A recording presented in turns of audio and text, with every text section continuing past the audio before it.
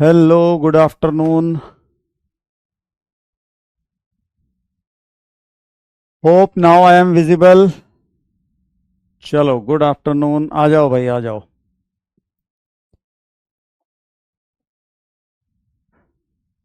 अरे हाँ,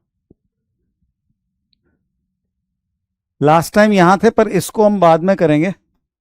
पहले ऐसा करते हैं कि अपने डिस्कशन पे आते हैं। ठीक है ना। मैंने एचसीवी से होमवर्क दिया था भाई।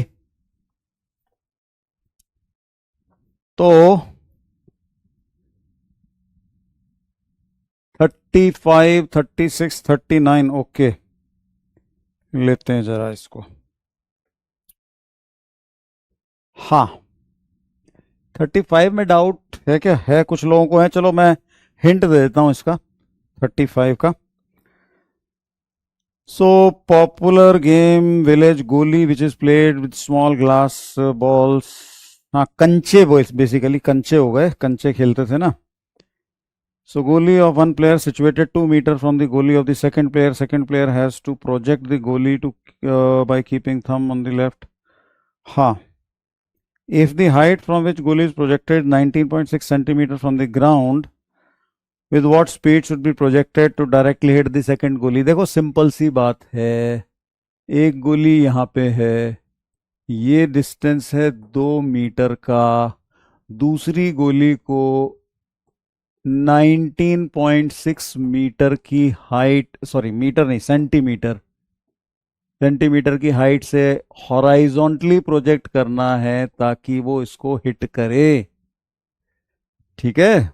क्वेश्चन को पढ़ के अपने को ये डायग्राम बनाना आना चाहिए। ठीक है। ये पार्ट जो है बेसिक कॉम्प्रिहेंशन का है, ये फिजिक्स नहीं लगती है इसमें। इसमें अपनी रीडिंग स्किल लगती है, जो लैंग्वेज स्किल है वो लगता है। ओके। अब बाकी का काम आसान है। हॉराइजॉन्टल प्रोजेक्टाइल तुमने किया है, तो ये इसको एक्चुअली मीटर में लिखोगे तो 0.196 हो जाएगा। दिस इज इक्वल टू कर लो हाफ GT²। जी को अपने 9.8 लेना है यहाँ पे। टी की वैल्यू आ जाएगी और फिर जो भी यू है, u into t is equal to 2 metre. ऐसे प्रॉब्लम सॉल्व होती है। 36 पे आते हैं। सो shows a 11.7 feet wide ditch। भाई ये ऐसा है कि नंबर बात कर रहे हैं हम 36 की। 15 डिग्री पे ये बाइक जंप हो रही है और इधर ये वापस 15 डिग्री वाला ही रैंप है, इस पे ये जो है लैंड हो रही है। तो यहां से इस तरीके से जंप होती है और यहां पे ये लैंड होती है। ठीक है ना। तो हाँ, ये विड्थ दी गई है कुछ 11.7 फीट की। ठीक है ना। With what minimum speed should the motorbike be moving so that it safely crosses the ditch? ठीक है। और बाइक की लेंथ भी 5 फुट की दी हुई है। ठीक है। तो इसमें एक बात है, टेस्ट का सिलेबस बहुत ही सिंपल है। जहां तक पढ़ाया गया है वहां तक पूछा जाएगा। ओके, प्रोजेक्टाइल तक। और लास्ट के टॉपिक से तुम थोड़ा सा ये मान सकते हो कि उतने ज्यादा सवाल नहीं आते हैं लास्ट वाले टॉपिक से। तो जो पहले जो भी अपने पढ़ा, unit and dimension, basic maths, vector, ठीक है, वो सारा 1D मोशन। ओके, ये है। और प्रोजेक्टाइल भी ऑफ कोर्स पार्ट है सिलेबस का। तो देखो, इसको जो जंप लगाना पड़ेगा ना, उसमें बाइक की लेंथ और शामिल हो जाएगी। ठीक है। कांटेक्ट यहां से लूज हो रहा है और ये यहां से यहां लैंड कर रहा है। अगर तुम जो है rear wheel to rear wheel count करो, rear wheel to rear wheel count करो, तो इसमें 5 फीट जो है बेसिकली और ऐड हो रहा है। तो हमें क्या करना पड़ेगा कि रेंज को ना, ये जो रेंज है, इसको हमें लेना पड़ेगा कितना, फीट। हालांकि बाइक हल्की सी तिरछी है, पर कॉस 15 को हम ऑलमोस्ट काफी स्मॉल ले सकते, मतलब 1 के क्लोज ही मान सकते हैं, ठीक है ना। तो ऐसा है। तो 16.7 इसकी रेंज को 16.7 कर दो। ये तुम्हें पता है जी की वैल्यू को हम 32 फीट पर सेकेंड स्क्वायर लेते हैं, ठीक है ना, ये मैंने बता चुका हूं। ओके, तो इस तरीके से कर लेना। 37 टेस्ट अगले संडे को है भाई, जैसा कि मुझे बताया गया है। बाकी तुम ऐप वगैरह पे देखो, डिटेल उसकी मिलनी चाहिए।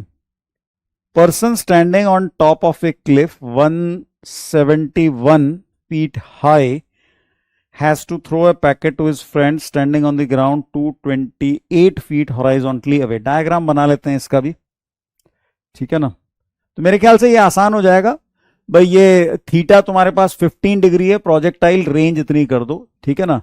You square sine 2 theta by g, तो 2 थीटा 30 हो जाएगा। आराम से इसको कर सकते हो, ठीक है ना, इस तरीके से करना है। नंबर 37। सो डायग्राम बनाते हैं। क्लिफ के ऊपर एक बंदा है, ऐसे मान लो। ये हाइट दी गई है 171 फीट और हॉराइजॉन्टल डिस्टेंस बंदे का दूसरे वाले का 228 फीट है। ओके, तो अब ये क्या कर रहा है कि पैकेट जो है अपने फ्रेंड को फेंक रहा है। If he throws the packet directly aiming at the friend with A speed of 15 feet पर सेकेंड। तो ऐसा करना चाहिए क्या, सोचो, अगर इसको अपने फ्रेंड को पैकेट भेजना है, ठीक है, और वो इसी डायरेक्शन में फेंक रहा है, directly aiming at the friend with A speed of 15 feet पर सेकेंड। थोड़ा सा ये बंदा जो है ऊपर वाला अकल का कच्चा है, ठीक है ना। ऐसे इसको नहीं फेंकना चाहिए था। ऑब्वियसली भाई ये तो ऐसे मान रहा है कि भाई ग्रेविटी नाम की कोई चीज ही नहीं है, ठीक है ना।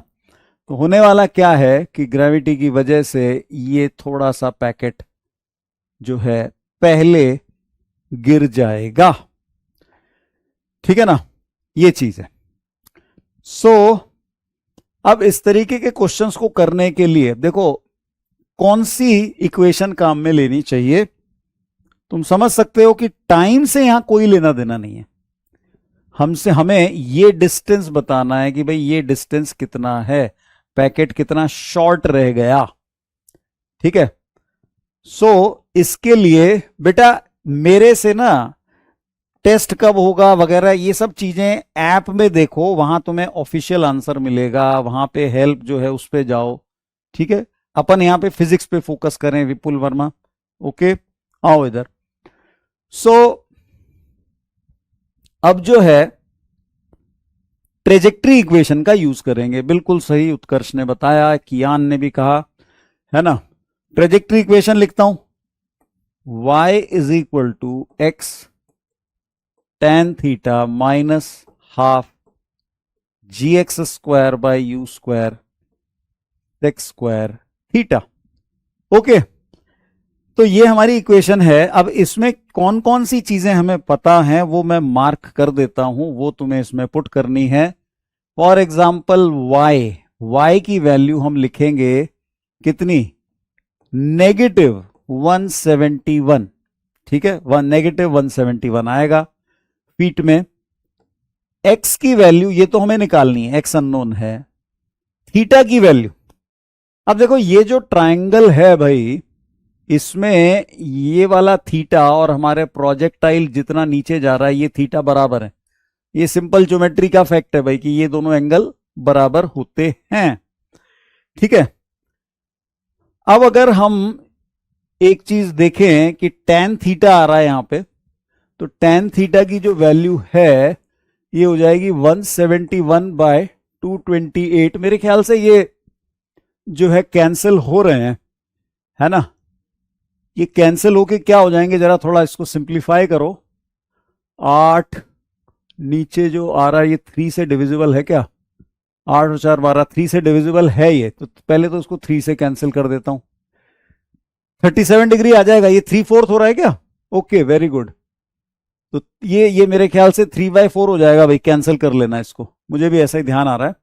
तो इसका मतलब ये जो थीटा है भाई, ये हमारा जाना पहचाना 37 डिग्री अप्रोक्सीमेटली एंगल है। ओके, लेकिन एक चीज का ध्यान रखो कि ये हॉराइजॉन्टल से नीचे की तरफ है, हॉराइजॉन्टल से नीचे की तरफ है। ओके, तो इस tan थीटा की जगह तुम लिखोगे -3/4। ये ध्यान रखना भाई, प्रोजेक्टाइल की ये जो ट्रेजेक्ट्री इक्वेशन हम लिखते हैं उसमें tan थीटा ऊपर की तरफ माना जाता है, ठीक है ना। हॉराइजॉन्टल प्रोजेक्शन वाली इक्वेशन बनाने में मैंने थीटा सारे 0 कर दिए थे, अब ये उससे नीचे प्रोजेक्ट कर रहे हैं इसलिए नेगेटिव। ओके, तो tan थीटा ये हो गया। जी की वैल्यू जैसा कि हम जानते हैं फिट में लेते हैं तो 32 लेते हैं। एक्स अननोन है, यू क्वेश्चन में दे रखा है, इसकी जगह आएगा 15। और अब tan थीटा तुमने निकाला है, सेक्स स्क्वायर थीटा भी लिख ही सकते हो, कोई दिक्कत नहीं है।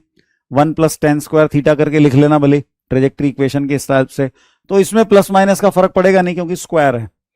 ओके, तो इसकी जगह भी बता देता हूं क्या लिखना है।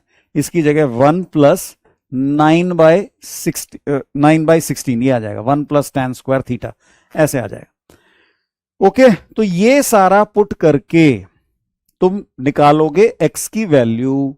ओके, तो x की 2 आंसर आने चाहिए, क्वाड्रेटिक है, जो पॉजिटिव वाला आंसर आए वो ले लेना, और आंसर x नहीं होगा, required answer will be 228 feet minus x, ये तुम्हारा आंसर बनेगा।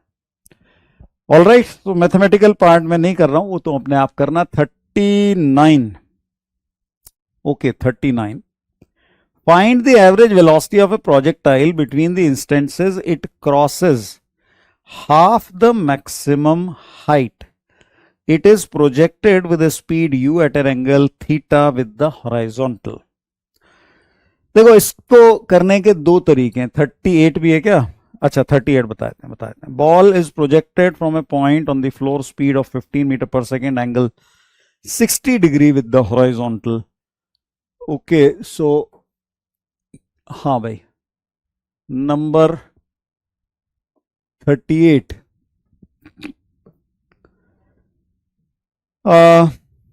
will it hit a vertical wall 5 meter away from the point of projection and perpendicular to the plane of projection without hitting the floor? Will the answer differ if the wall is 22 meters away? तो situation तो ये है simple कि भाई यहां से ball को project किया जा रहा है, स्पीड दी गई है, एंगल दिया गया है, 60 डिग्री हो गया, 15 मीटर पर सेकेंड हो गया, vertical wall 5 metre away from the point of projection, तो ये 5 मीटर दूर है, इसको हिट करेगा बिफोर हिटिंग द फ्लोर, यही जानना चाह रहा है ना। Perpendicular plane of projection without hitting the floor, मतलब डायरेक्ट इसको हिट करे। तो देख लो कि भाई रेंज इसकी 5 मीटर से कम है कि ज्यादा है, बस। सॉल्व एग्जाम्पल 13 नंबर, चलो देखेंगे, उसको भी देखेंगे, सॉल्व एग्जाम्पल 13 को भी देखेंगे। तो भाई ये रेंज अगर 5 से ज्यादा है तो वॉल को डायरेक्टली हिट करेगा, नहीं तो नहीं हिट करेगा, इतनी सी बात है, ठीक है ना। ट्रेजेक्ट्री भी नहीं, मैं तो कहता हूं रेंज को डायरेक्ट यूज कर लो इसमें, क्योंकि ये तो पूछा नहीं कितनी हाइट पे हिट करेगा। भाई अगर रेंज 5 मीटर से ज्यादा है तो वॉल पे डायरेक्ट हिट करेगा, 5 मीटर से कम है तो फ्लोर पे टप्पा खा के फिर शायद हिट करे, ये चीज है ना, इतनी सी बात है। नंबर 39 की बात करते हैं। 38 तो काफी आसान है, रेंज के फॉर्मूले से कर सकते हो। 39 पे आते हैं। तो भाई ये हमने लॉन्च किया था प्रोजेक्टाइल। क्वेश्चन कह रहा है कि जो मैक्सिमम हाइट होती है h, उससे आधी हाइट पे हमारा प्रोजेक्टाइल 2 बार होता है, एक बार चढ़ते वक्त और एक बार उतरते हुए, ठीक है ना। तो इन दोनों इंस्टेंसेस के बीच में यहां से लेके यहां तक एवरेज वेलोसिटी कितनी है, यह पूछा गया। ओके, तो भाई एवरेज वेलोसिटी है तो ऑब्वियसली हमें टाइम की भी जरूरत पड़ेगी, है ना।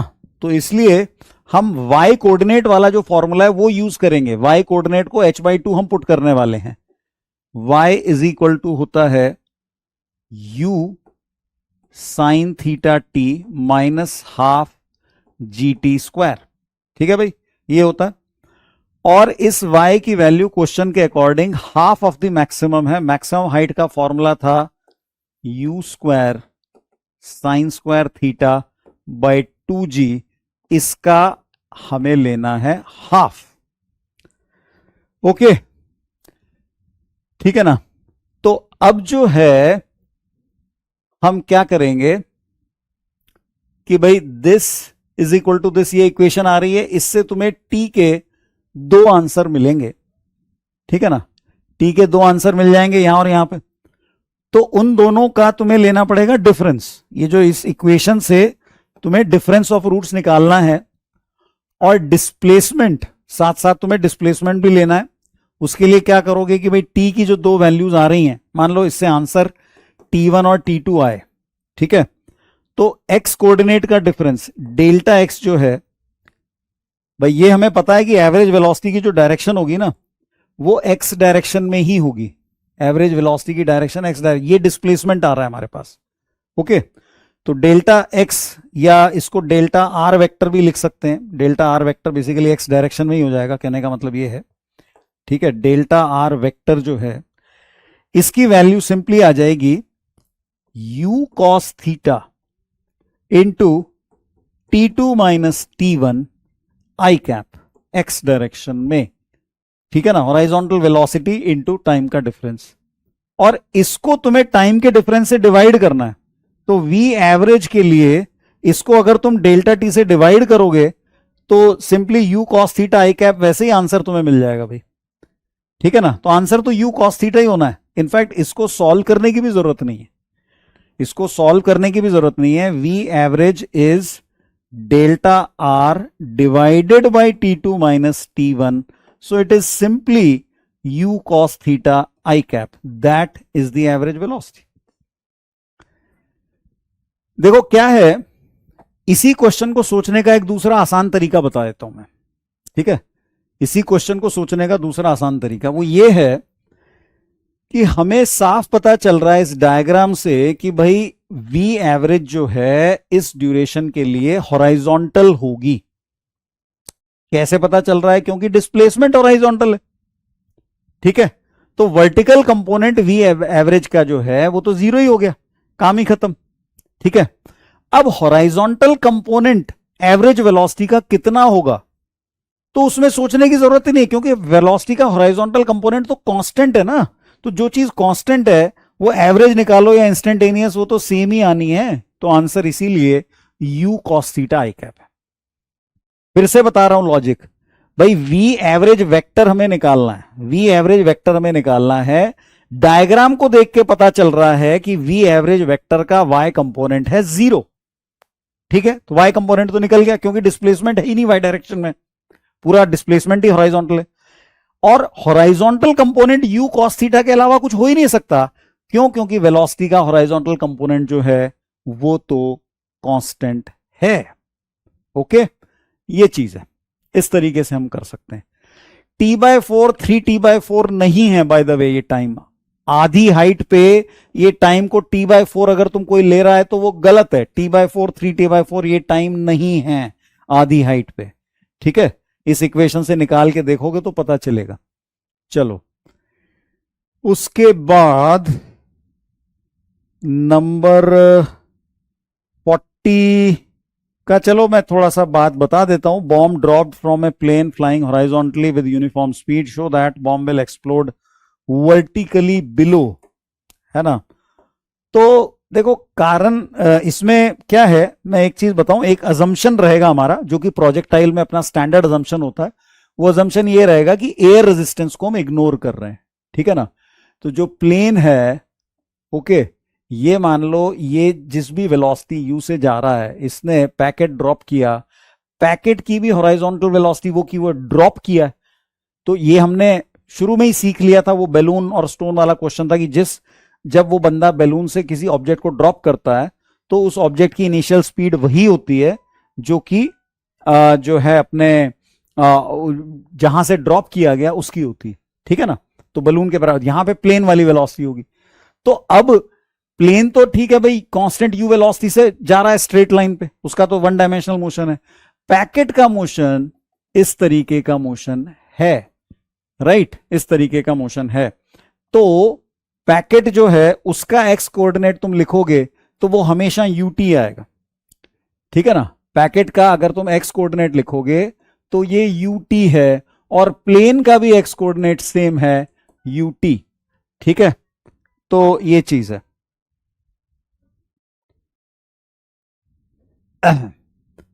अब जो है इसमें क्या करना है तुम्हें कि ये बेसिकली इसके नीचे आ गया। दूसरा पार्ट इसका और है कि is the statement true if the plane is going on an inclined path, as long as plane is going with a constant velocity। अगर प्लेन कांस्टेंट वेलोसिटी से जा रहा है तो यही बात होगी। ये देखो इसकी वेलोसिटी और प्लेन की वेलोसिटी मैच करवा देते हैं u, तो ये हमेशा प्लेन, इसकी वेलोसिटी का हॉरिजॉन्टल कंपोनेंट कितना है u cos थीटा, और प्लेन की वेलोसिटी का भी हॉरिजॉन्टल कंपोनेंट सेम है u cos थीटा, और हॉरिजॉन्टल डायरेक्शन में दोनों का एक्सेलरेशन भी सेम है, जीरो।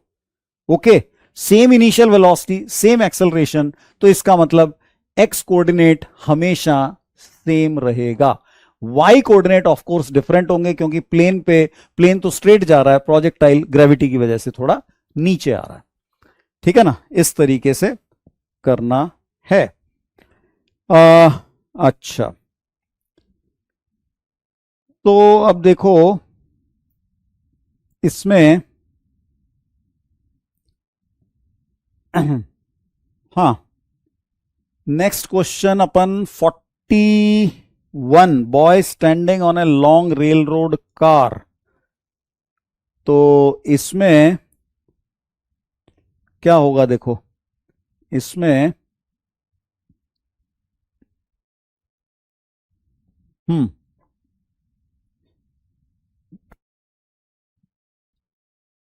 एक second. Ball throws ball straight up. Car is moving on a horizontal road with acceleration of 1 meter per second square and the projection velocity in the vertical direction 9.8 meter. How far behind the boy will the ball fall on the car? तो भाई इसमें हम ये कह सकते हैं कि ये रेल रोड कार मतलब ये कुछ इस तरीके से जा रहा है, इसके ऊपर ये बंदा खड़ा हुआ है, ठीक है ना, और ये बॉल को अपने हिसाब से ऊपर फेंक रहा है, ठीक है। सो हाँ, अब 41 वाला जो पार्ट है इसमें क्या होगा कि जो मोशन है इसका बॉल के इसके पास जो रेल रोड कार की वेलोसिटी तो है ही, या एक काम करते हैं, मेरे ख्याल से ना क्वेश्चन 41 को अभी पेंडिंग रख लो, ये हम रिलेटिव मोशन के बाद करेंगे, ठीक है, तब तुम्हें ज्यादा अच्छा समझ में आएगा। ओके, तो क्वेश्चन 41 को हम पेंडिंग रख रहे हैं भाई, ऑल राइट, क्योंकि इसमें थोड़ा रिलेटिव मोशन के भी कॉन्सेप्ट मिक्स्ड है, तो बाद में समझाऊंगा, ज्यादा अच्छे से समझ में आएगा। Okay, why not cos u cos theta इन 39 में क्या था, हाँ तो u cos थीटा ही तो लिया भाई, एवरेज वेलोसिटी जो है u cos थीटा ही लिया था। u cos theta into time जो है वो डिस्प्लेसमेंट था, डिस्प्लेसमेंट में u cos theta into delta T आया था, डिवाइडेड बाय डेल्टा टी कर दिया तो u cos थीटा बचा। ओके, 42, हाँ 42 को बताना बनता है। तो इसमें जो है इस तरीके के ये स्टेप्स बने हुए हैं, 1 2 और हाँ यहां तक, इसके आगे फ्लोर है। हाँ, ज्यादा बना दिया क्या मैंने, 1 2 3 नहीं, ठीक है, इतना ही है। तो ये गोली यहां से रोल करके गिरेगी। तो staircase contains 3 steps, each 10 centimeter high and 20 centimeter wide. What should be the minimum horizontal velocity so as to hit directly the lowest plane? सीधा इसको हिट करना है।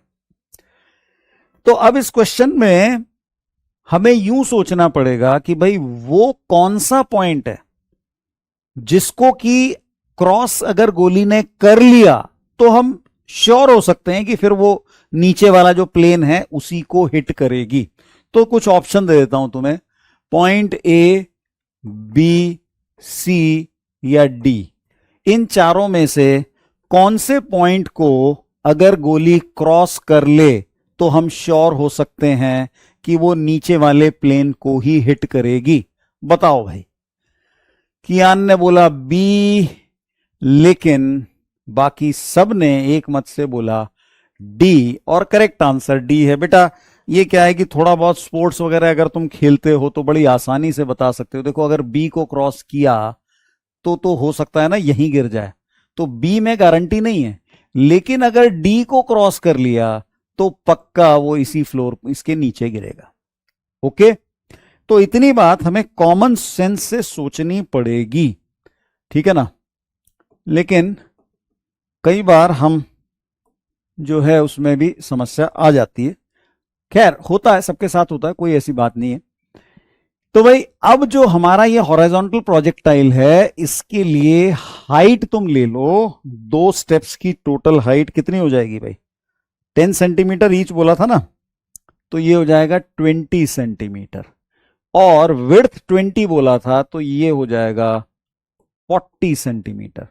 तो हॉरिजॉन्टल प्रोजेक्टाइल है 20 सेंटीमीटर, नीचे गिरते गिरते उसको 40 सेंटीमीटर आगे जाना है। बहुत आसान है, 0.2 इज इक्वल टू कर दो हाफ GT², और x डायरेक्शन में UT इक्वल टू 0.4, बस ऐसे करके हो जाएगा। चलो गोली खेलते हैं सब लोग, तो जो खेलते हैं उनको तो कोई प्रॉब्लम आनी नहीं होगी, ठीक है ना। सब तो नहीं, कुछ एक लोग खेलते होंगे मेरे ख्याल से। हाँ, तो इसके बाद 44 वाला, तो 44 वाला जो है ना उसमें क्या है कि थोड़ा सा मुझे लगता है डायग्राम की कमी है एक्चुअली ना। ये थोड़ा सा HC वर्मा जी यहाँ पे कंजूसी कर गए, मुझे ऐसा लगता है। अगर डायग्राम बना देते क्वेश्चन 44 का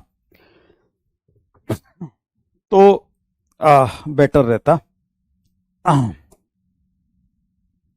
खैर तुम्हारी सुविधा के लिए मैं बना के देता हूं, देखो ठीक है। एक्चुअली क्या है कि थोड़ा सा कंफ्यूजिंग है अदरवाइज बिना डायग्राम के। तो benches in the gallery of a cricket stadium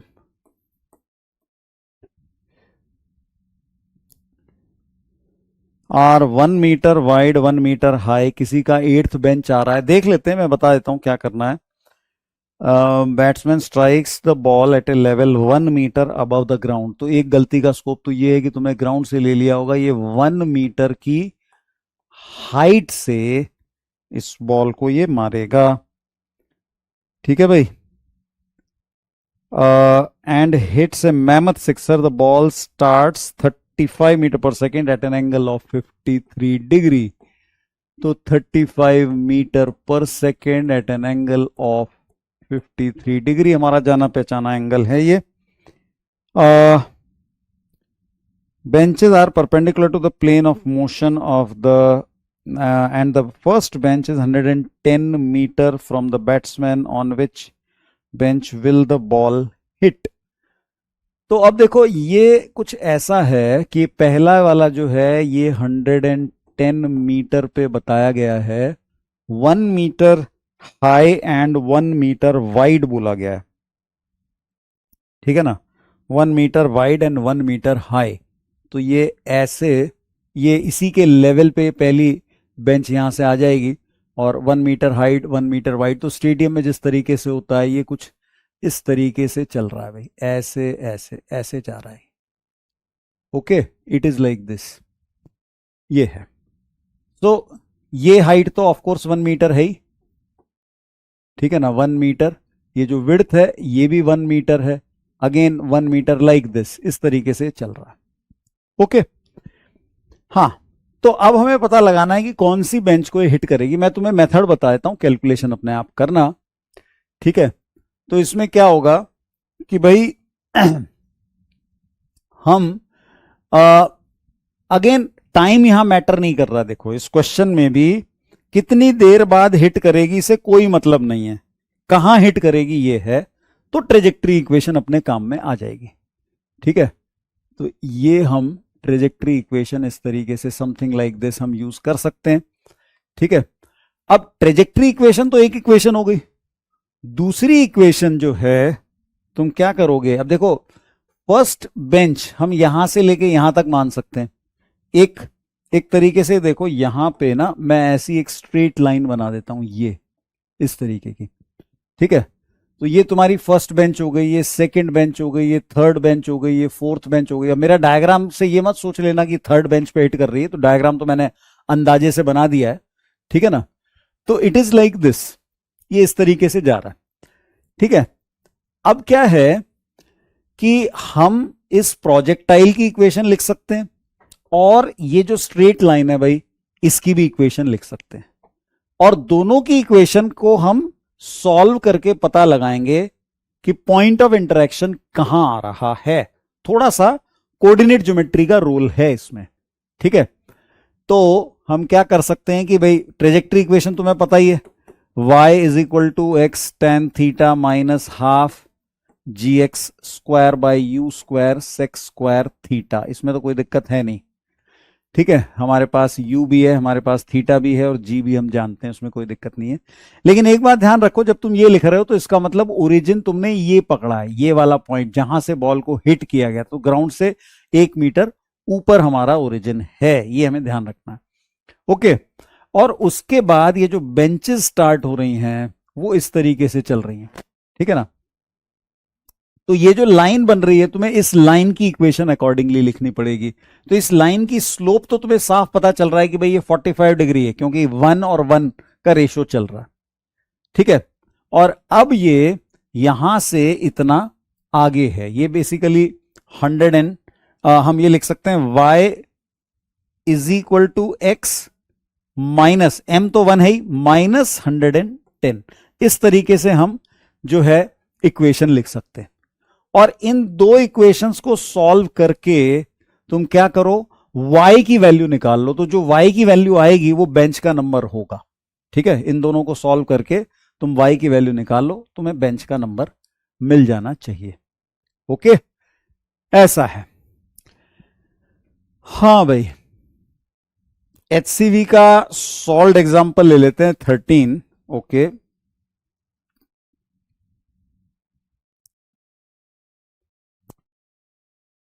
project A particle draw projected horizontally with speed u। तो हाँ, इसमें दो मेथड दिए गए हैं क्वेश्चन नंबर 13 में ना, दो मेथड दिए गए हैं। मेरे ख्याल है फर्स्ट मेथड तुम्हें समझ में आना चाहिए, ठीक है। फर्स्ट मेथड तुम्हें समझ में आना चाहिए। भाई देखो क्या है, ये जो है ना y is equal to m x plus c होता है, उसके मुताबिक हम जा रहे हैं।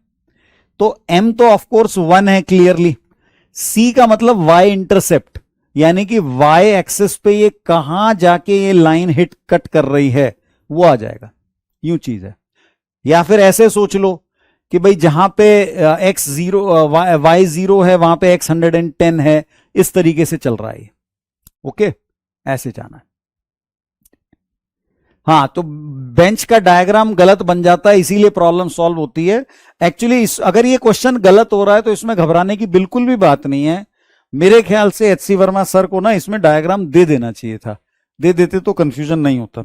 ओके, हाँ भाई, तो क्वेश्चन नंबर 13 का पहला मेथड तो तुम्हें सेल्फ अंडरस्टूड है, समझ में आना चाहिए। सेकंड मेथड अगर समझ में नहीं आया है, ठीक है, तो वो मैं एक्सप्लेन करूंगा, एक थ्योरी हम पढ़ेंगे थोड़ा, उसके बाद समझ में आ जाएगा। ओके, तो 13 के लिए इतना क्लैरिफिकेशन काफी है। 45 नंबर भी एक क्वेश्चन बच गया था शायद, वो लास्ट ले लेते हैं अपन, फिर अपन आगे अपने पढ़ाई पे जाएंगे। हाँ, तो 45 का डायग्राम कैसा है देखो। 45 के डायग्राम में man sitting on the shore of the river, he is in the line of a 1 meter long boat 5.5 meter away from the center of the boat। तो इसका मतलब क्या हो गया कि भाई ये है बोट, ठीक है, और यहां पे ये पानी है, ठीक है ना, और जो बंदा बैठा है ये किनारे पे वो बंदा बैठा है, ये जमीन है। ओके, यहां से ये फेंकेगा एप्पल को, ठीक है, तो यहां से ये एप्पल को एक सेकेंड, हाँ, तो एप्पल हम चाहते हैं कि बोट में जाके गिरे, ठीक है, तो इसके लिए क्या करना है, दो चीजें हमें दी गई हैं। बोट की लेंथ बताई गई है कि भाई ये 1 मीटर है, और सेंटर का डिस्टेंस बताया गया है कि 5.5 है। तो क्लियरली एक एंड का डिस्टेंस 5 मीटर हो गया और दूसरे एंड का डिस्टेंस हो गया 6 मीटर।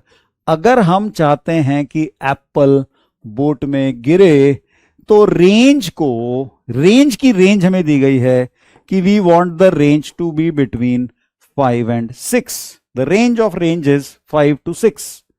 ओके, तो ऐसा होता है।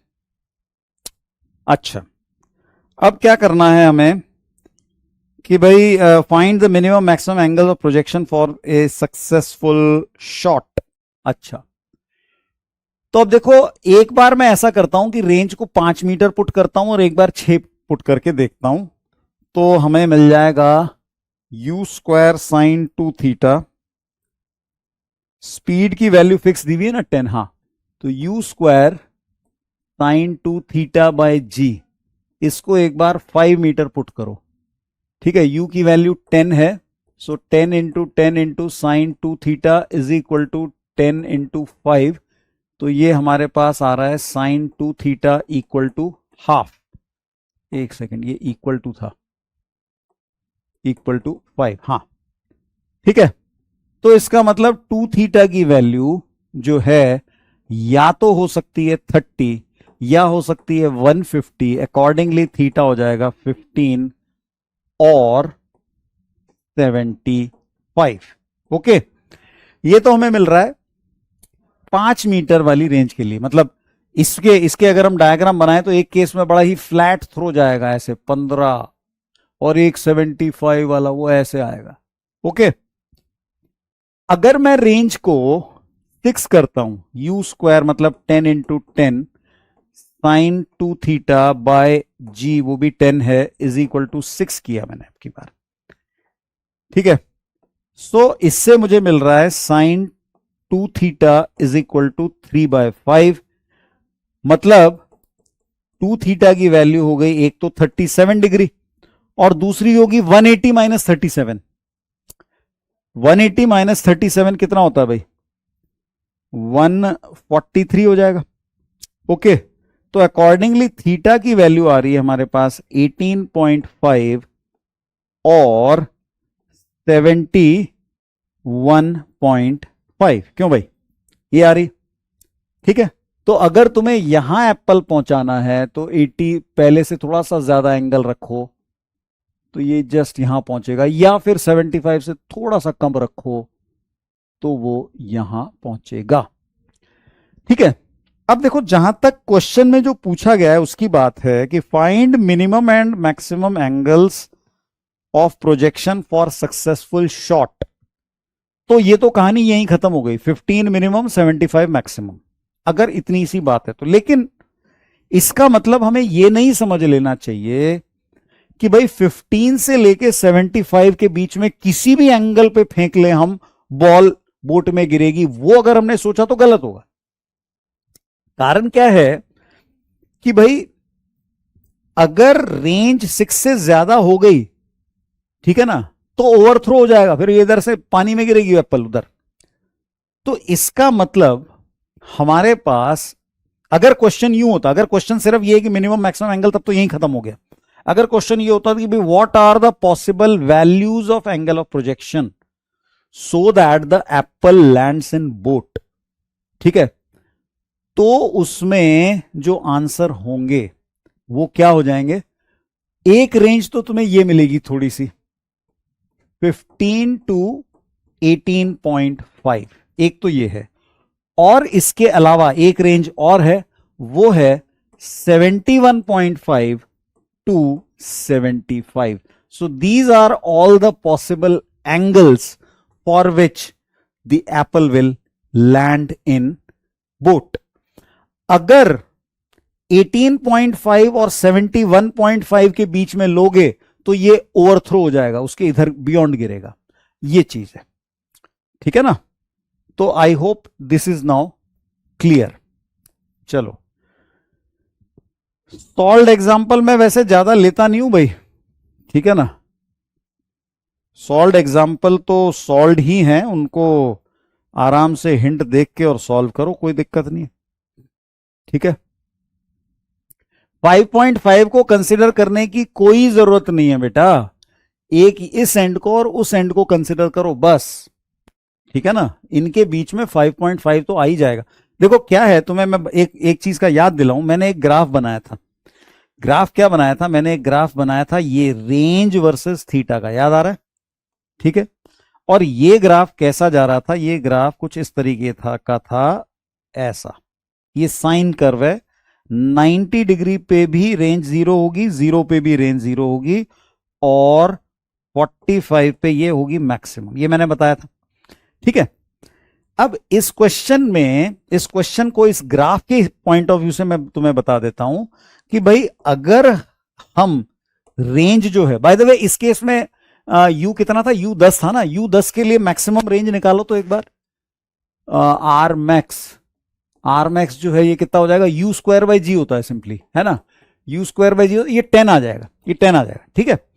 तो ये जो मैक्सिमम रेंज हो रही है हमारे प्रोजेक्टाइल की, वो तो हो रही है 10 मीटर, हमें रेंज चाहिए 5 मीटर और 6 मीटर के बीच में, ये 5, सॉरी ये नीचे वाला, ये रेंज 5 है और ये रेंज 6 है, इसके बीच में रेंज चाहिए। तो ऐसे हॉराइजॉन्टल लाइन खींच दो, ठीक है ना। ग्राफिकली कैसे, ग्राफ में ये सॉल्यूशन कैसे नजर आएगा, तो ये जो एंगल है भाई, ये वाला है 15 डिग्री का, ये वाला है 18.5 का, ओके, ये वाला 71.5 का, और ये लास्ट वाला 75 का, ओके। तो ये दो रेंज बन रही है, 15 से 18.5 और 71.5 से 75, इनके बीच में ही अगर फेंकेंगे तो रेंज 5 और 6 के बीच में रहेगी, ओके।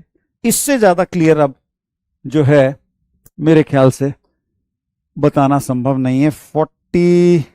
43 क्वेश्चन को भी पेंडिंग रखो, 41 और 43 ये दो क्वेश्चंस हम पेंडिंग रख रहे हैं, इनको हम रिलेटिव मोशन के बाद में करेंगे, ओके, तब ज्यादा अच्छे से समझ में आएंगे। अभी समझाने में मेरे को भी एफर्ट ज्यादा लगेगा और तुम्हें ढंग से समझ में आएगा नहीं, तो दो क्वेश्चन को अपन बाद में ले लेते हैं। चलो, हाँ भाई आगे पढ़ेंगे। और मुझे ध्यान आ रहा है ये वाला क्वेश्चन हमने लास्ट किया था, ठीक है, याद आ रहा है, इसमें हाँ मैंने होमवर्क भी दिया हुआ है, 45 क्वेश्चन दिया था, कोई कह रहा था 45 नहीं दिया, तो देख लो 45 दिया था। हाँ, अब इस क्वेश्चन में जो है बात ये हो रही थी कि 30 मीटर दूर वॉल है, उस पे मैक्सिमम कितनी हाइट पे जाके हिट करेगा, ठीक है। हाँ एरोडोव ले लो भाई, एरोडोव ले लो, उसमें ऑलरेडी मैंने क्वेश्चन दिए थे पहले, अब और देंगे। तो इसके लिए मैंने बताया कि डिस्क्रिमिनेंट को तुम्हें जो है ग्रेटर देन 0 करना है, तो डिस्क्रिमिनेंट इसका क्या हो जाएगा, बी स्क्वायर माइनस 4ac, ये होता है ना, तो इसका कर लो स्क्वायर, डिस्क्रिमिनेंट मतलब b का स्क्वायर, तो ये कितना हो गया 4u to the power 4 by g square x square, ठीक है, ये हो गया -4 ए को तो 1 लिया है हमने और सी की जगह ये पूरा आएगा 2u² बाय gx² +1। ठीक है, तो इसको तुम्हें ग्रेटर देन इक्वल टू 0 करके इसको निकाल सकते हो। ठीक है ना, तो इस तरीके से हम इसको कंप्लीट कर सकते हैं। मैसेज आने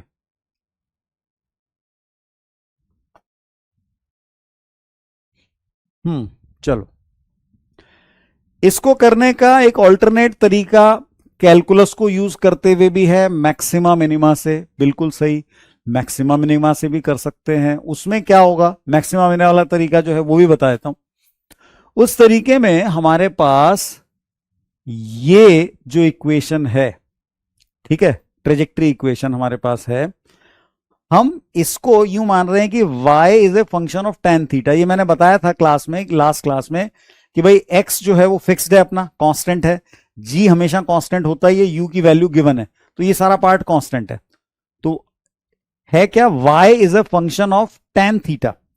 अब इसमें हो सकता है कुछ लोग सोचें y is a function of theta और dy बाई डी थीटा करें, तो उसको थोड़ा सा फास्ट करने के लिए तुम क्या कर सकते हो कि इसको डिफरेंशिएट करो सीधा with respect to tan theta.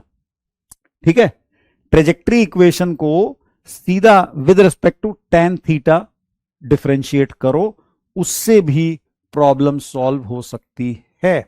मतलब ये मैं कर रहा हूं क्या, dy by d of tan theta is equal to, यहां क्या आएगा, सिंपली x tan थीटा का derivative with respect to tan theta 1 हो गया।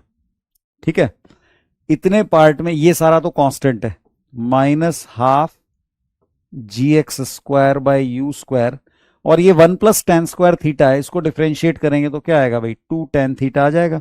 1 का डेरिवेटिव तो 0 है और स्क्वायर वाले का 2 tan थीटा आ गया। ठीक है, मैक्सिमा मिनिमम, इसको हम जो है मैक्सिमा मिनिमम में क्या करते हैं, डेरिवेटिव को इक्वल टू 0 पुट करते हैं भाई, मैक्सिमा वाले पॉइंट पे स्लोप 0 हो जाती है, बताया था मैंने। तो अब इससे जो है तुम्हें tan थीटा की वैल्यू इजीली मिल जाएगी। You will get tan theta is equal to, क्या आएगा भाई, tan थीटा आ जाएगा u² x अपॉन g²x², तो एक x भी कैंसिल हो रहा है। ठीक है ना, तो u² by g x, tan theta is equal to u² by g x. चाहो तो डायमेंशनली चेक कर सकते हो, u² by g x is indeed dimensionless, tan theta dimensionless होना ही चाहिए। ठीक है ना, तो कई बार एक्सप्रेशन के टर्म्स में हम करते हैं तो डायमेंशन चेक लगा के हम इसको सही कर सकते हैं। ओके,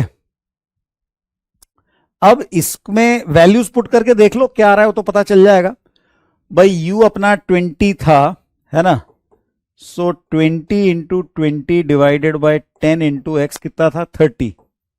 ओके, तो ये जो है 0 कैंसिल हो गए सारे, 4/3, तो tan थीटा आया 4/3, यानी कि थीटा हो गया 53 डिग्री। तो 53 डिग्री के एंगल पे अगर फेंकोगे तो ये मैक्सिमम हाइट पे हिट करेगा, और मैक्सिमम हाइट की वैल्यू कितनी होगी ये निकालना है। तो tan थीटा को 4/3 वापस इसमें डाल के तुम मैक्सिमम हाइट निकाल सकते हो। ठीक है, तो ये तरीका है भाई। खतरनाक क्वेश्चन था तो कई को सारे क्वेश्चन तो हलवा थोड़ी मिलेंगे, कई तो खतरनाक भी मिलेंगे। ठीक है, अच्छा बाय द वे, ये ऑप्टिमाइजेशन का एक क्वेश्चन था। इसी तरीके से ऑप्टिमाइजेशन के और भी क्वेश्चन होते हैं। इस क्वेश्चन में क्या था कि हमें x की वैल्यू गिवन थी 30 और हमें y को मैक्सिमाइज करना था। ठीक है, अब मैं इसका एक रिवर्स एग्जांपल ले लेता हूं कि भाई मान लो हमें जो है y की वैल्यू गिवन है और x को मैक्सिमाइज करना है। ठीक है, ऐसा भी हो सकता है कि y की वैल्यू जो है वो गिवन हो और हमें x को मैक्सिमाइज करना हो, तो उस तरह का एक एग्जांपल ले लेता हूं, उसको भी तुम ट्राई कर सकते हो। तो इसमें क्या होगा कि जैसे मान लो एक सिचुएशन ये है, ये सिचुएशन है कि भाई हाँ, हमने किसी हाइट से ये जो क्लिफ है, मान लो क्लिफ के कॉर्नर से यहां से पार्टिकल को फिक्स स्पीड है u से हमें फेंकना है,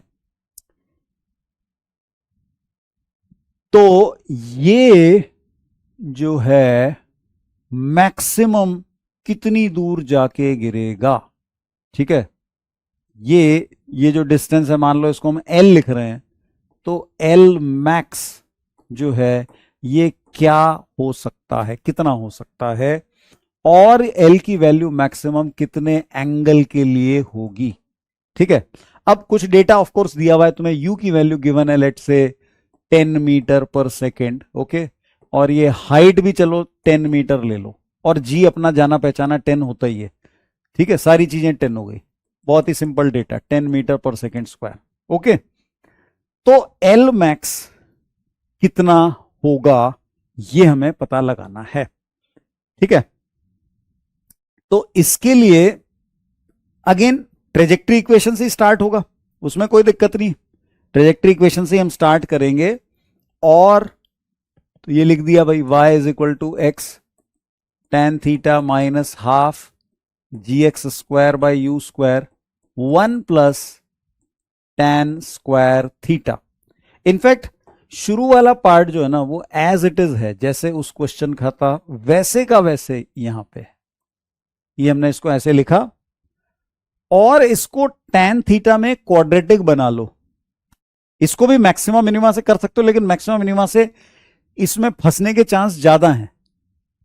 तुम सोचो x वेरिएबल है, यहां पे y गिवन है, y की वैल्यू है हमारे पास कितनी, -10 लेना y को, तो अब की बार y की वैल्यू गिवन है, x फंक्शन है tan थीटा का, लेकिन ये मिक्स हो रखे हैं यहां पे, तो इसमें डिफरेंशिएट करना भारी पड़ेगा।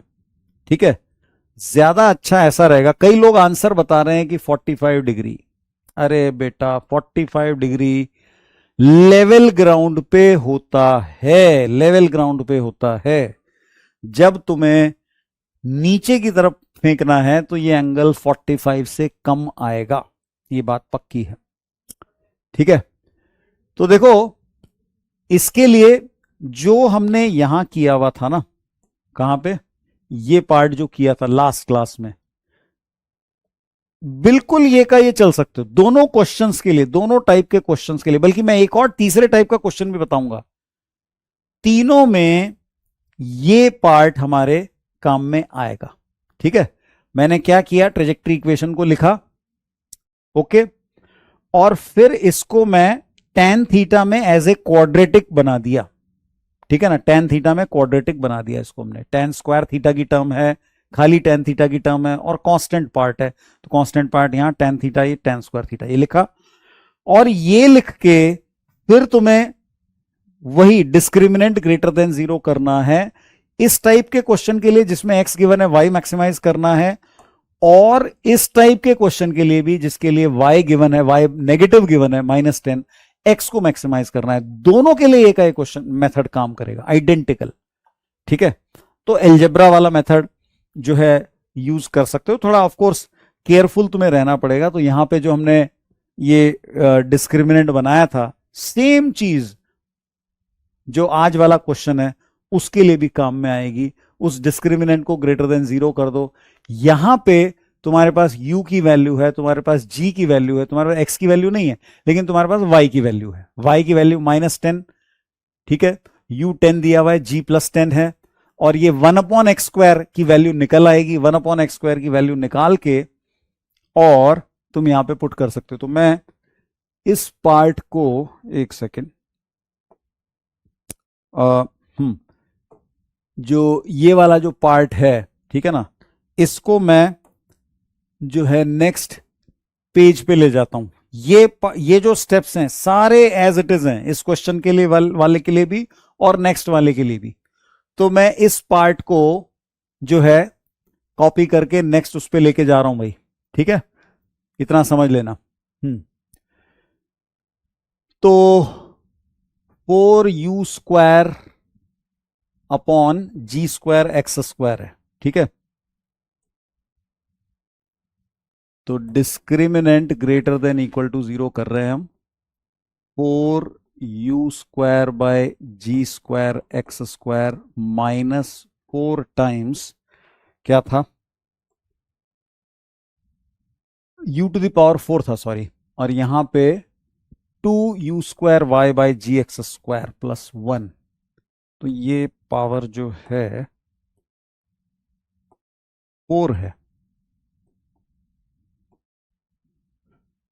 हाँ, 2u square y by g x square, u square y by g x square plus 1। Okay, तो ये हमारा जो डिस्क्रिमेंट आ रहा है ग्रेटर देन इक्वल टू 0 करेंगे। ठीक है, 1/x स्क्वायर के लिए सॉल्व कर लो, बाकी सब चीजें तुम्हें गिवन है, बाकी सब चीजें गिवन है।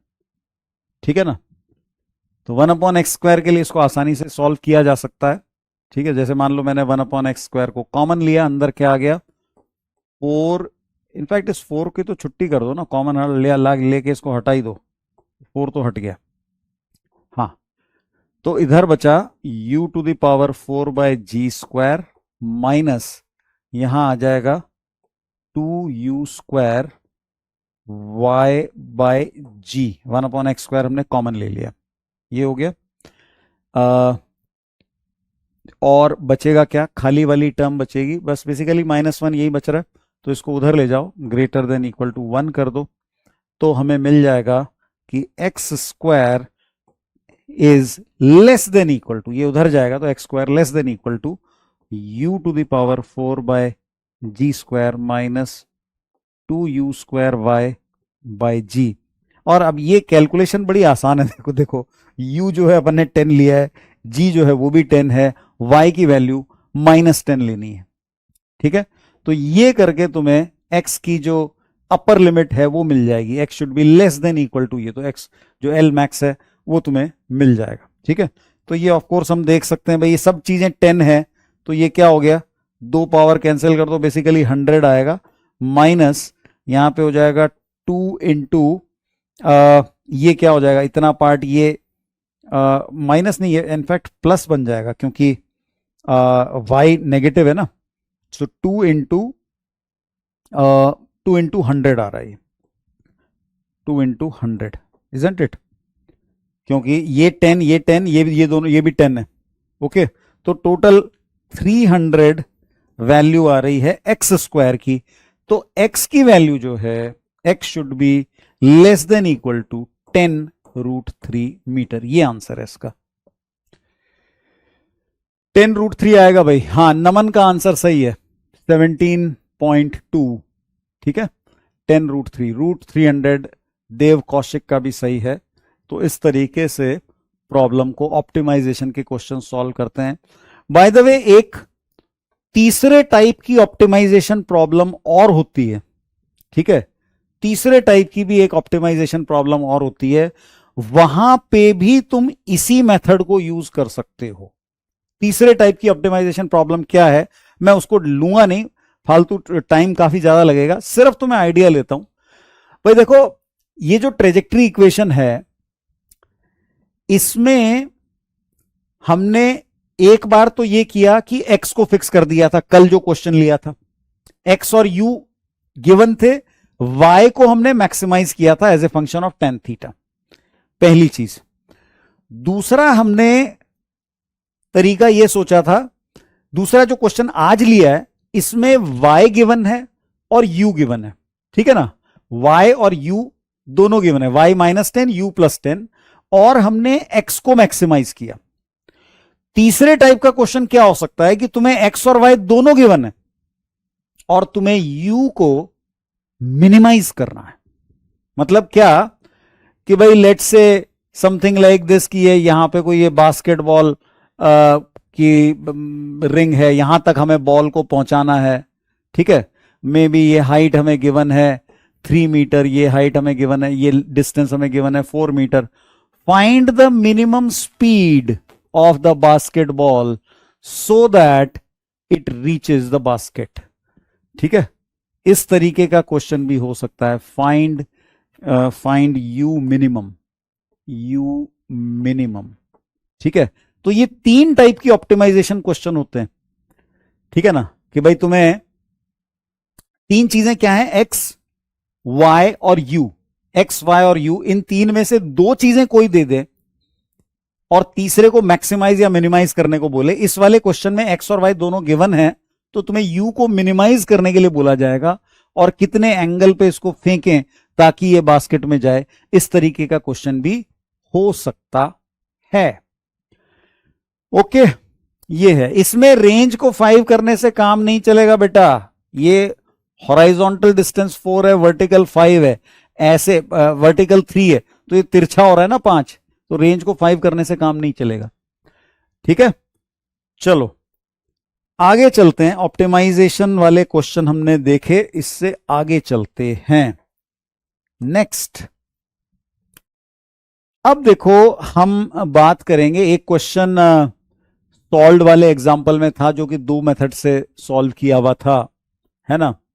तो जैसे मान लो हमें कोई एक इंक्लाइन प्लेन दिया हुआ है ऐसा, और प्रोजेक्टाइल को ना हम यहां से प्रोजेक्ट कर रहे हैं, कोई हिल है, हिल की स्लोप के ऊपर हम इसको प्रोजेक्ट कर रहे हैं और प्रोजेक्टाइल यूं जाके कहीं पे स्ट्राइक करता है, ठीक है ना।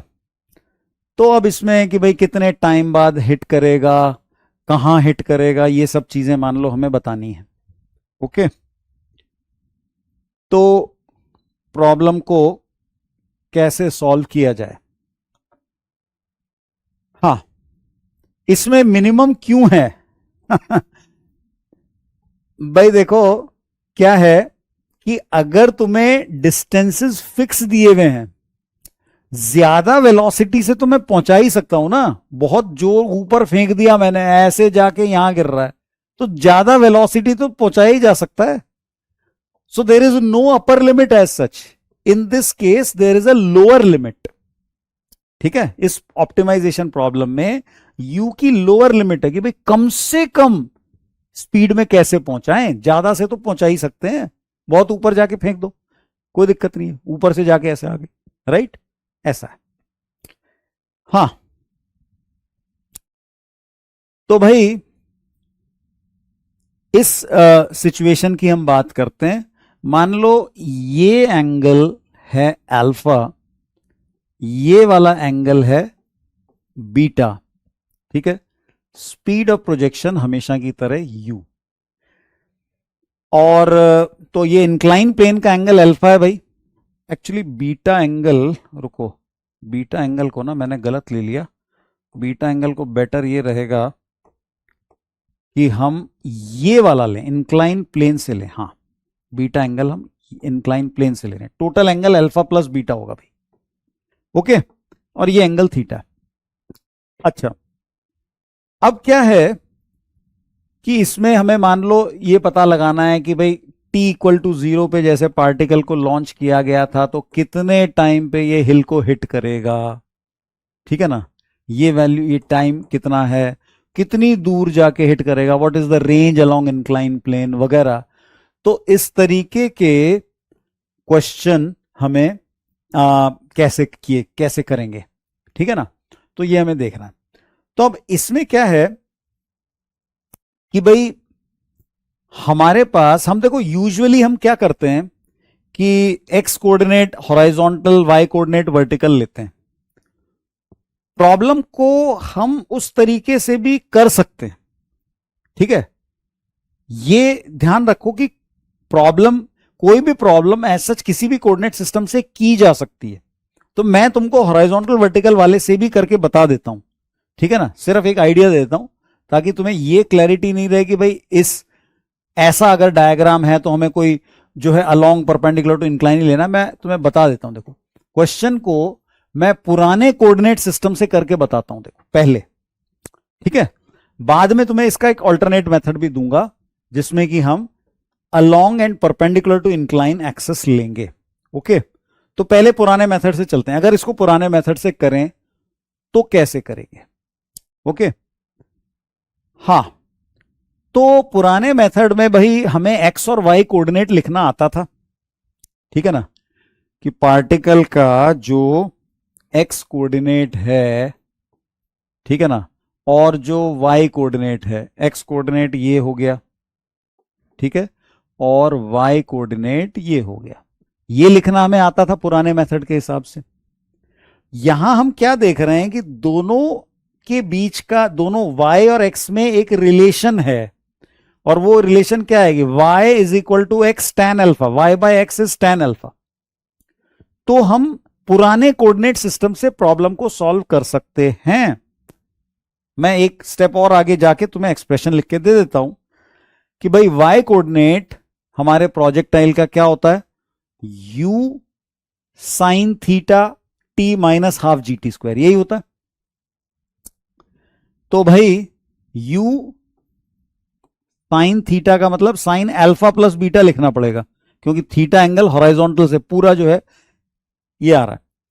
तो u sine theta t minus half G T square, ये मैंने क्या लिखा, y, ठीक है।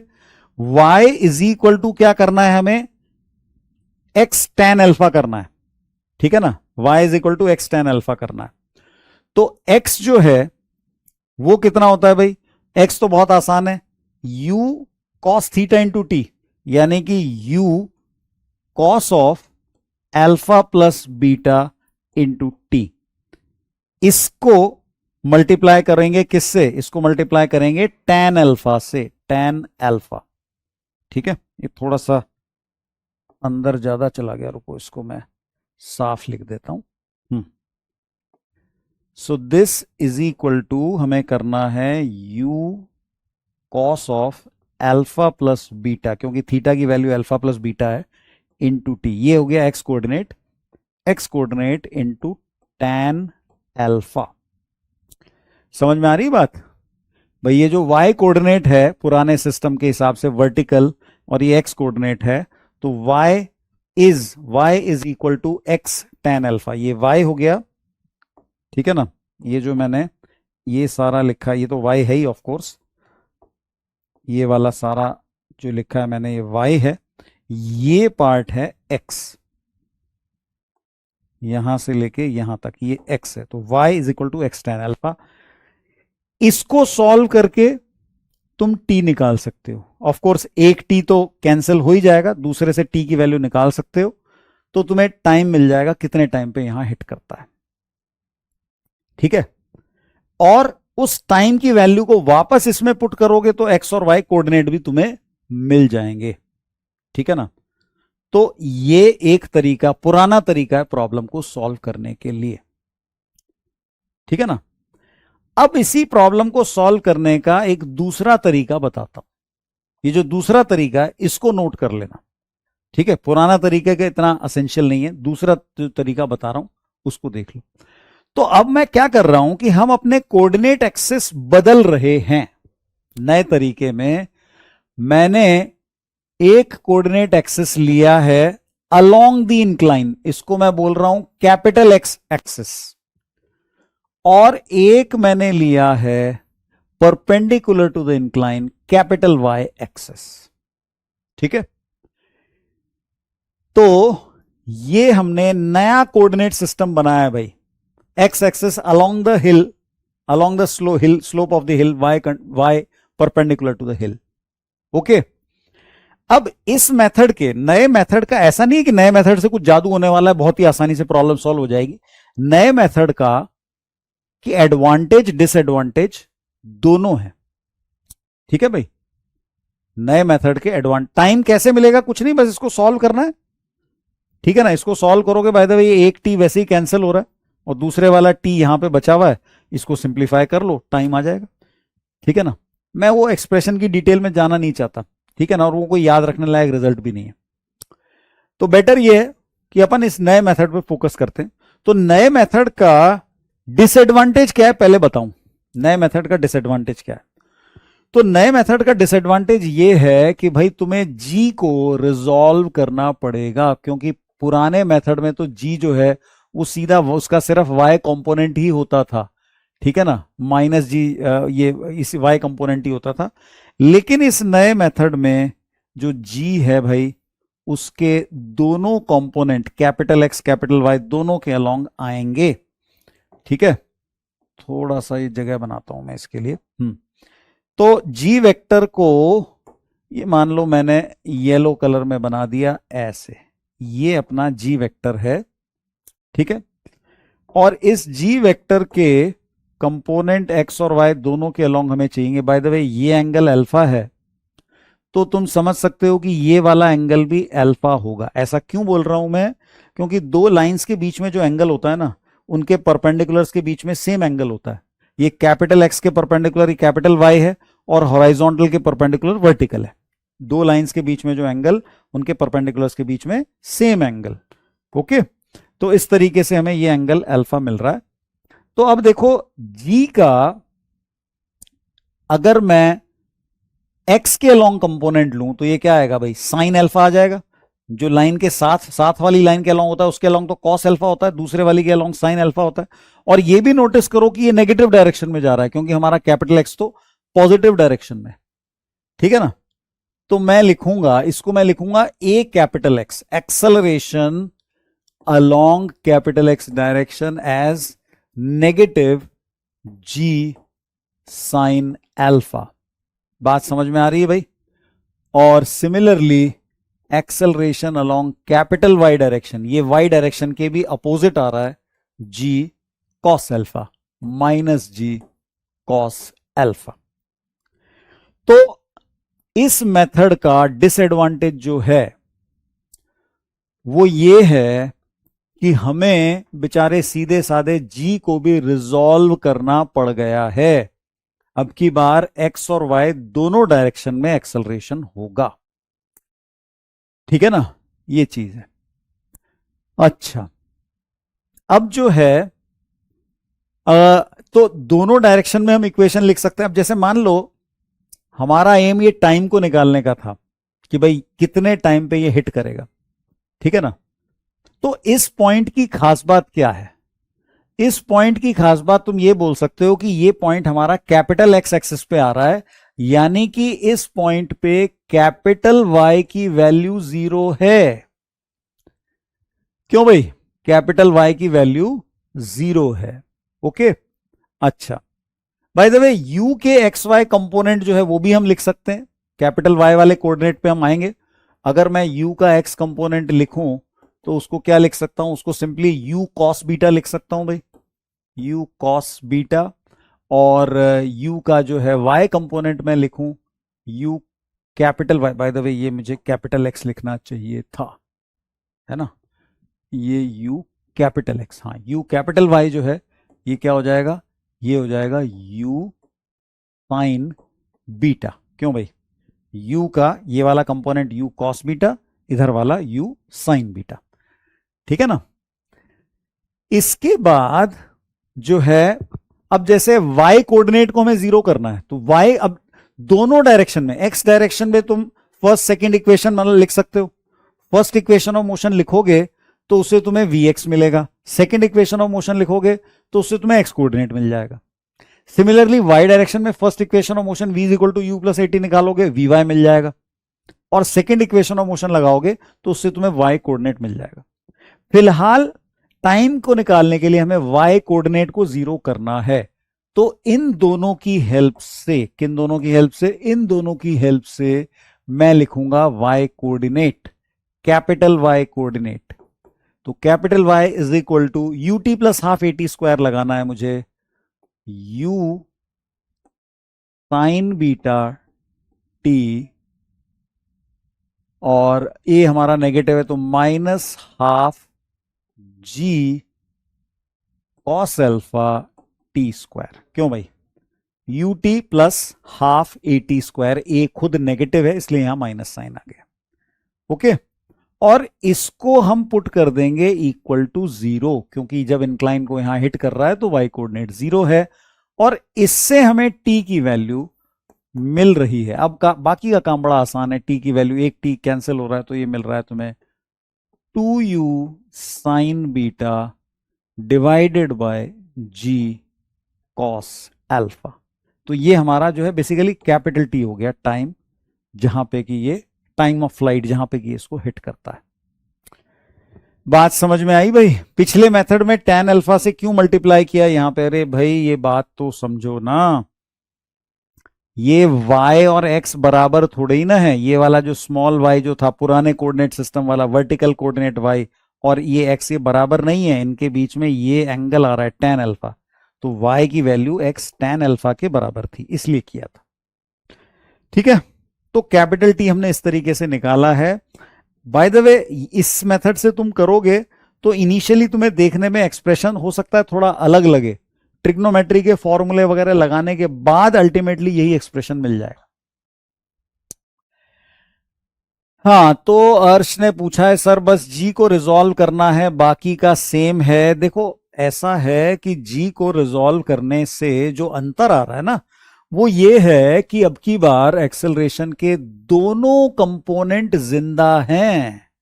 हमारा जो पुराना मेथड था हॉरिजॉन्टल वर्टिकल कोऑर्डिनेट सिस्टम वाला, उसमें एक्सेलरेशन का एक्स कंपोनेंट 0 था। ठीक है, तो कहने का मतलब यह है कि प्रोजेक्टाइल में ऐसी सिचुएशन भी बन सकती है कि एक्सेलरेशन के दोनों कंपोनेंट हो। ठीक है ना, तो तुम्हें एक्स डायरेक्शन में भी जो है UT plus half a t square पूरा लगाना पड़ेगा, एक्स कंपोनेंट कांस्टेंट हो है, ये यहां पे नहीं है। ठीक है, तो अब देखो, मान लो इसमें नेक्स्ट हम और क्या कर सकते हैं भाई, मान लो हमें रेंज निकालनी है कि भाई कितनी दूर जाके ये हिट कर रहा है।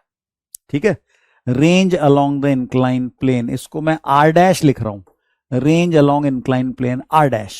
ठीक है, तो ये अगर हमें निकालनी है तो इसके लिए क्या करना है, टी की वैल्यू मैंने निकाल रखी है। टी की वैल्यू को इसी टाइम पे मुझे कैपिटल एक्स वाला कोऑर्डिनेट बताना है बस। ठीक है, तो कैपिटल एक्स वाला कोऑर्डिनेट इन दोनों की हेल्प से मैं लिख सकता हूं। देखो इन दोनों की हेल्प से कैपिटल एक्स वाला कोऑर्डिनेट क्या होगा, ये हो जाएगा u t plus half a t square लगाओ, तो u cos beta t plus half a t square, acceleration negative है तो यहां माइनस साइन लिख दिया मैंने, half g sine alpha into t square.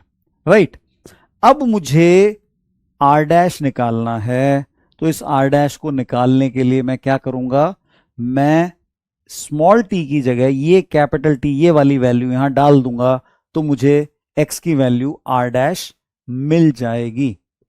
जी कॉस अल्फा जी साइन अल्फा कैसे आया बेटा? देखो काफी टाइम से मैं ये बता रहा हूं कि जैसे हम ये वेक्टर लेते थे, ठीक है ना, वेक्टर ये ए है, मान लो लेंथ इसकी, ये एंगल अल्फा है, तो जैसे एक्स एक्सिस से अल्फा एंगल बना रहा है, तो इसके साथ वाला कोऑर्डिनेट जो होता था ना, साथ वाला जो कंपोनेंट होता था, ये कॉस अल्फा होता था, और जो दूसरे वाला होता था ये ए साइन अल्फा होता था। तो वैसे ही जी इसके साथ वाला cos alpha y component y, और ये ऑपोजिट डायरेक्शन में, इसलिए माइनस जी कॉस अल्फा, और ये वाला माइनस जी साइन अल्फा, ऐसे।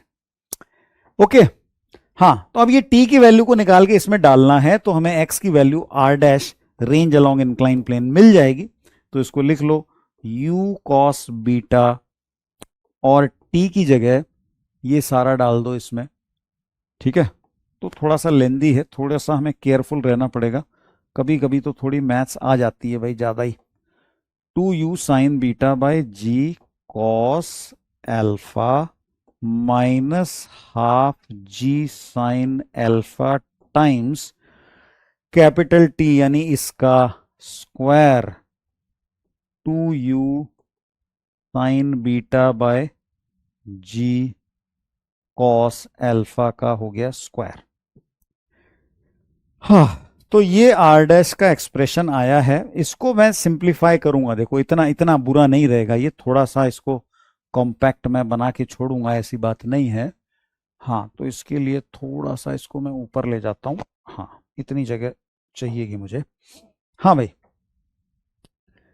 तो अब देखो क्या हो रहा है, इनमें से ना काफी चीजें कॉमन आ जाएंगी, तो कॉमन चीजों को अपन ले लेते हैं बाहर। तो एक तो देखो u का स्क्वायर दिख रहा है मुझे, अच्छा एक यहाँ पे 4 है, इधर 2 कैंसिल होकर 2 बचेगा, तो 2 भी मुझे कॉमन दिख रहा है, तो 2 ले लिया मैंने बाहर कॉमन, यू स्क्वायर ले लिया। इसके अलावा क्या मिल रहा है मुझे, एक साइन बीटा मिल रहा है यहाँ पे भी साइन स्क्वायर बीटा, यहाँ साइन बीटा, तो एक साइन बीटा तो कॉमन ले ही लें। साइन बीटा कॉमन ले लिया मैंने। अच्छा, डिनोमिनेटर में g है, यहां g का स्क्वायर है, नहीं एक g कैंसिल हो रहा, तो यहां भी एक ही g है, तो एक g कॉमन आ जाएगा।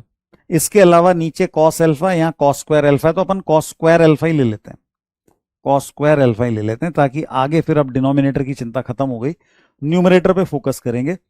तो एक साइन अल्फा अपन ने कॉमन लिया था, कॉस बीटा यहां और एक कॉस अल्फा एक्स्ट्रा आएगा, तो एक कॉस बीटा कॉस अल्फा हो गया, कॉस बीटा कॉस अल्फा हो गया, माइनस यहां पे एक साइन बीटा फालतू है और एक ये साइन अल्फा भी बचा हुआ है, इसको कॉमन नहीं लिया है, तो ये साइन अल्फा साइन बीटा। अब देखो ये ब्रैकेट के अंदर तुम्हें कुछ नजर आएगा, क्यों भाई, कुछ फॉर्मूला है ब्रैकेट में, ट्रिग्नोमेट्री का जाना पहचाना फॉर्मूला है ना ये, क्यों भाई, कॉस अल्फा प्लस बीटा है कि माइनस बीटा है, मेरे ख्याल है कॉस अल्फा प्लस बीटा होता है, जहां तक मेरी याददाश्त मेरा साथ दे रही है। Very good, cos A plus B का फॉर्मूला है।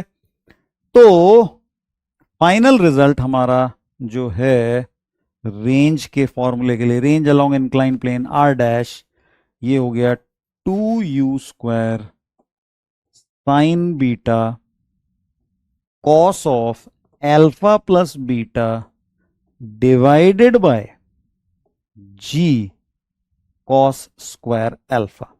तो ऐसा रिजल्ट बना है। मैं ये तो नहीं कहूंगा कि याद रखना असेंशियल है, ठीक है ना, इस रिजल्ट को हम चेक करते हैं, तो इसको याद रखना बिल्कुल जरूरी नहीं है भाई, ठीक है ना। इस पे बेस्ड क्वेश्चन तुम सोचो कि भाई ऐसा ऐसा फॉर्मूले वाला क्वेश्चन आएगा, तो बिल्कुल मेमोरी पे लोड मत लेना, ठीक है ना। मैंने सिर्फ मेथड डेमोन्स्ट्रेट किया है कि भाई रेंज अलोंग इंक्लाइन प्लेन निकालनी हो हमारे नए वाले कोऑर्डिनेट सिस्टम से, तो कैसे करेंगे वो इस तरीके से किया जाता है। ओके, ये है। अब जो है किसी ने कमेंट किया इस फॉर्मूले को देखे मैं आर्ट्स ले रहा हूं, अरे रुक जाओ बेटा, ये क्या है कि काइनेमेटिक्स वाला जो पार्ट है ना, उसमें कहीं कहीं पे मैथ्स थोड़ी ज्यादा हो जाएगी, ठीक है।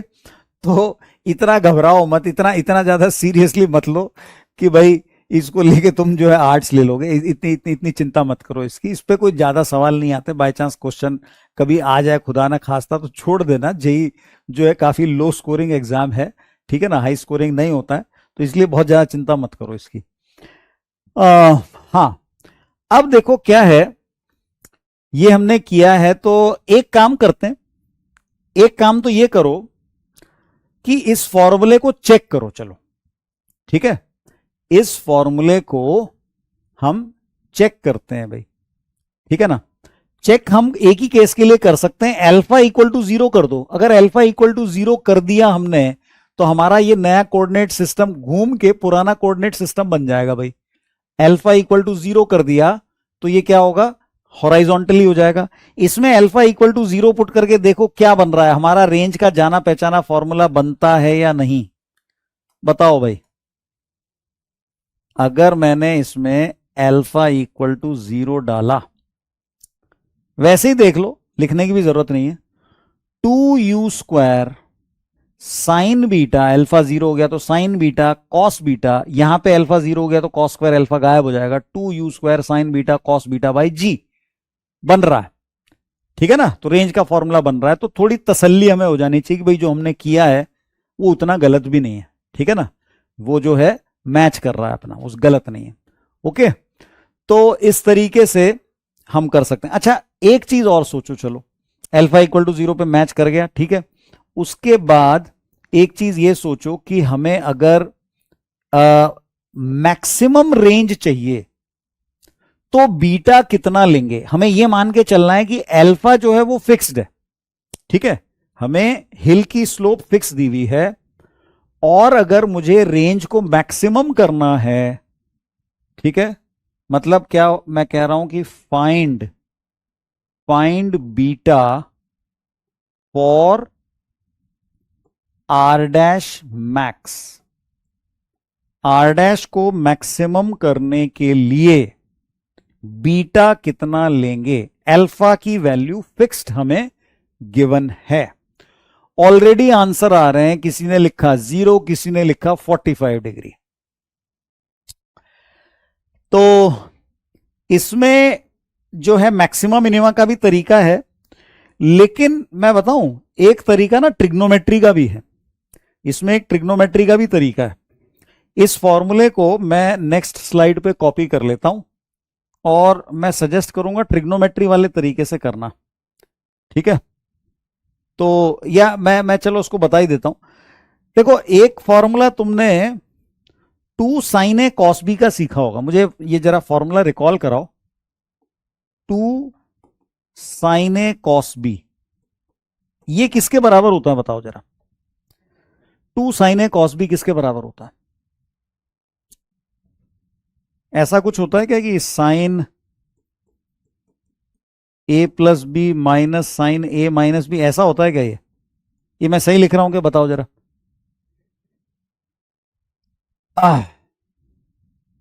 कोई 90 बोल रहा है, कोई 0 बोल रहा है, कोई 45 बोल रहा है, तीनों ही आंसर गलत है। हाँ मेरे ख्याल से मैंने सही लिखा है। गुड गुड, मैच कर रहा है। मेरी क्या ट्रिग्नोमेट्री बचपन से ही कमजोर रह गई थी, तो अब तुमने कंफर्म कर दिया, इसका मतलब ये फॉर्मूला सही है।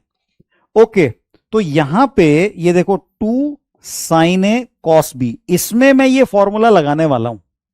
इसमें फॉर्मूला लगा के मैं इसको थोड़ा सा एक्सप्रेशन को चेंज करता हूं। तो इसको तो मैंने यहां से हटाया एक बार, ये तो अपन वैसे ही बना रहे थे। हाँ, इसमें अगर मैं ये रिजल्ट यूज करता हूं तो देखो आर डैश क्या बन जाएगा, आर डैश बन जाएगा u square by g cos square alpha. इसको तो छोड़ दो एज इट इज, ठीक है। U square by g cos alpha, इसको मैंने छोड़ दिया। 2 sin a cos b, इसको हम कंबाइन कर रहे हैं, तो साइन a प्लस बी करना है, तो sign beta alpha plus 2 beta हो गया, साइन एल्फा प्लस 2 बीटा हो गया। और इसमें से माइनस होगा sine of beta minus alpha minus beta, ठीक है ना। तो साइन ऑफ बीटा मतलब साइन एल्फा ही बचेगा बेसिकली, ठीक है। तो बच जाएगा साइन एल्फा। क्यों भाई, आर डैश की वैल्यू ऐसी मिल जाएगी हमें। अच्छा वो प्लस था बीच में, लेकिन प्लस होने के बाद यहां माइनस आएगा ना एक, हाँ साइन नेगेटिव एल्फा, तो ये आ जाएगा। ओके, मेरे ख्याल से ये मैंने सही लिखा है। बेटा काइनेमेटिक्स में मैथ्स बहुत ज्यादा है, मेरे को कॉम्प्लीमेंट्स लोग दे रहे हैं, पर बड़ा गलत सा कॉम्प्लीमेंट दे रहे हैं कि भाई मैं मैथ्स का बहुत अच्छा टीचर हूं। बेटा क्या है कि ये काइनेमेटिक्स तक ना थोड़ा मैथ्स ज्यादा रहेगी।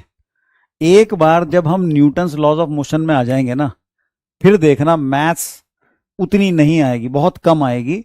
और हम यहां पे फाइनली इधर तो माइनस आ जाएगा ना, क्योंकि मैं beta minus alpha minus beta करूंगा तो साइन माइनस एल्फा हो रहा है, तो ऐसा बन जाएगा, ठीक है। ये चीज है। हाँ, अब लास्ट, अब देखो तुम इस ऐसे लिखने का फायदा क्या हुआ पता है? ऐसे लिखने का फायदा ये हुआ, अच्छा प्लस आएगा, सॉरी, ठीक है ठीक है ठीक है, ओके, माइनस माइनस प्लस हो गया, ठीक है।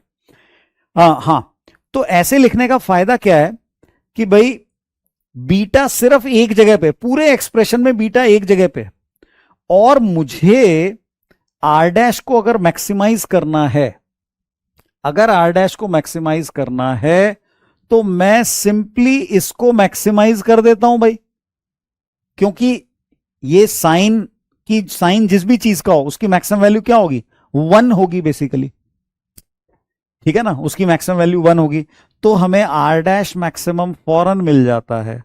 आर डैश मैक्सिमम जो है u square by g cos square alpha,